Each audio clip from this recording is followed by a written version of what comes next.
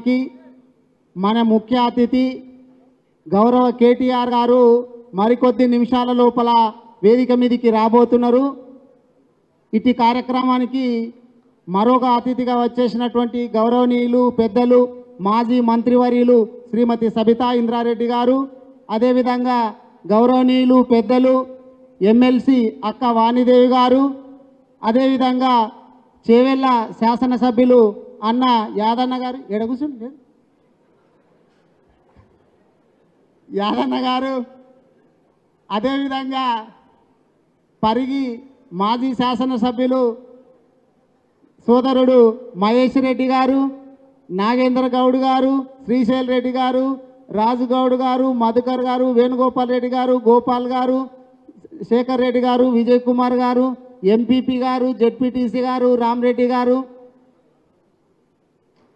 చంద్రకళ గారు, సుజాత గారు, పేర్లు చెప్తున్నా అందుకని, రామచంద్రారెడ్డి గారు, దాసన్న, అంజి, చాలామంది వేదిక మీద ఉన్నారు. అన్యత భావించొద్దు. వేదిక మీద ఉన్నటువంటి పార్టీ ప్రెసిడెంట్లు, పిఎస్సిఎస్ చైర్మన్లు, మార్కెట్ చైర్మన్లు, వేదిక ముందున్నటువంటి అన్నదమ్ములు, అక్కచెల్లెళ్లకు, పత్రికా మిత్రులకు అందరికీ పేరు పేరున నమస్కారం తెలియజేస్తా ఉన్నాను.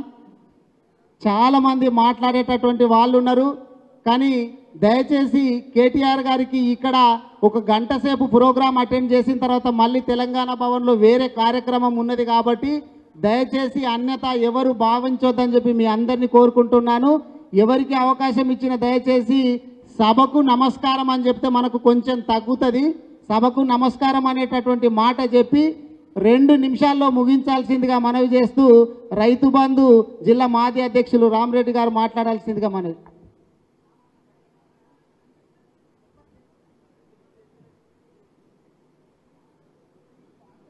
విస్తృత స్థాయి సమావేశానికి వచ్చేటి పెద్దలందరికీ, ముఖ్యంగా బీఆర్ఎస్ కుటుంబ సభ్యులకు ఈ కష్టకాలంలో ఇక్కడ వచ్చినందుకు వాళ్ళందరికీ నా ప్రత్యేకమైన నమస్కారాలు. ముఖ్యంగా చెప్పాలంటే ఉమ్మడి రంగారెడ్డి జిల్లాకు జడ్పీ చైర్మన్గా ఉన్నట్టు కాసాని జ్ఞానేశ్వర గారు బాగా అనుభవం గల వ్యక్తి. అటువంటి వ్యక్తులు మనకు పార్లమెంటు మెంబర్ ఎన్నికైతే మనకు అధిక నిధులు వచ్చే అవకాశాలు ఎక్కువ ఉంటాయి. గతంలో చూసాం పార్లమెంట్లో అధిక పార్లమెంట్ సభ్యులు ఉన్నందుకే మన పాలమూరు రంగారెడ్డికి సిడబ్ల్యూసి సెంటర్ వాటర్ కమిషన్ ఒక క్లియరెన్స్ రావటం కూడా జరిగింది. లేకపోతే మనం ఈనాడు పాలమూరు రంగారెడ్డికి మనం అనేక ఇబ్బందులు ఎదుర్కొనవలసి వస్తుంది.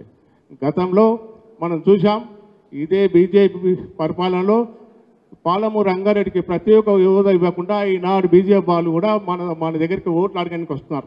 ఇదే మెజార్టీ, ఇదే కాంగ్రెస్ నాయకులు ఒకనాడు కూడా పార్లమెంట్లో కూడా ఈ ఇప్పుడున్న ముఖ్యమంత్రి రేవంత్ రెడ్డి కూడా ఒకనాడు కూడా పాలమూరు రంగారెడ్డి గురించి కూడా ప్రశ్నించలేడు. కావున దయచేసి ఇటువంటి వ్యక్తులను మనం గెలిపించుకున్నట్టుంటే మన సమస్యలు చాలా మాట సాల్వ్ అవుతాయి. రీసెంట్గా రేవంత్ రెడ్డి గారు మన కోడంగల్ నారాయణపేట కూడా ఒక ప్రాజెక్ట్ స్టార్ట్ చేశారు.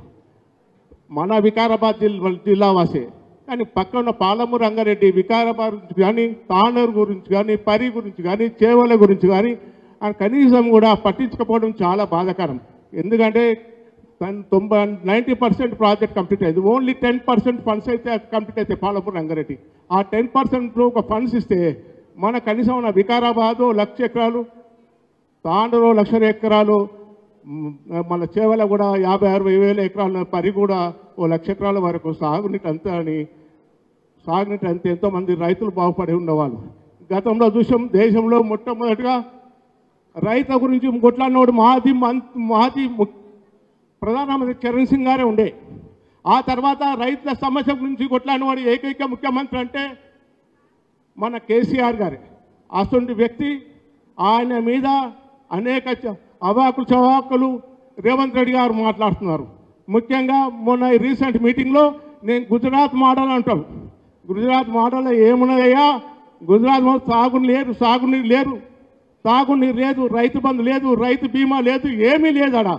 ఆడ యొక్క తలసరి ఆదాయం ఎంతున్నదంటే 2,70,000 ఉంటే అదే తలసరి ఆదాయం 3,13,880 రూపాయలు మన దగ్గర ఉన్నది.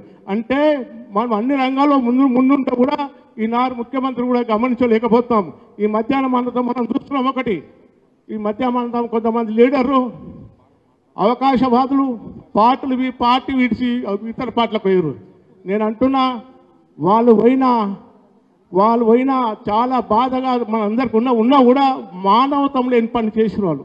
నిజంగా చెప్పాలంటే 50 ఏళ్ళ అనుభవం ఉన్నట్టు మనకు లీడర్స్ ఉన్నారు. ముఖ్యంగా సప్తారెడ్డి కుటుంబం వాళ్ళు జాడిపోయిన ఆశయాలతో 50 ఏళ్ళ సంధి మన రంగారెడ్డిలో మన తెలంగాణకు ఎన్నో సేవలు చేసినారు.